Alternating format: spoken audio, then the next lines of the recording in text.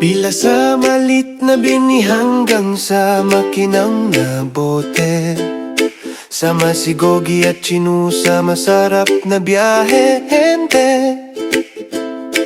Mula sa bukid hanggang pabrika, malinis at totoo.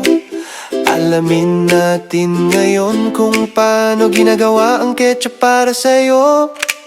Higpulang kamatis na lumalaki sa araw, masustansyang lupa ang nagpapaganda.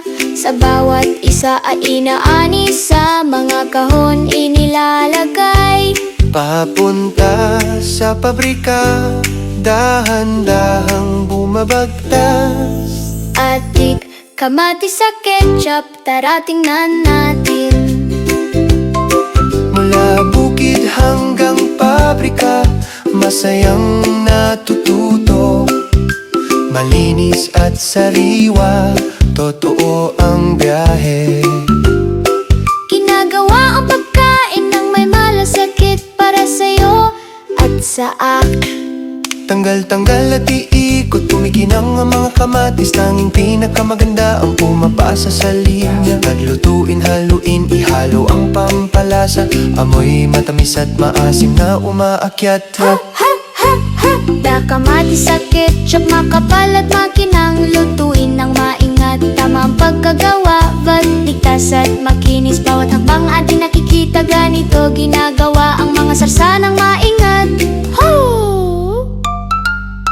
Lipunuin ang mga bote, isara ng mahigpit. Lagyan ng etiketa, mukhang tama helipit. Kima na sa istante, handang dalhin. Sariwa at selyado mula ulo hanggang paa.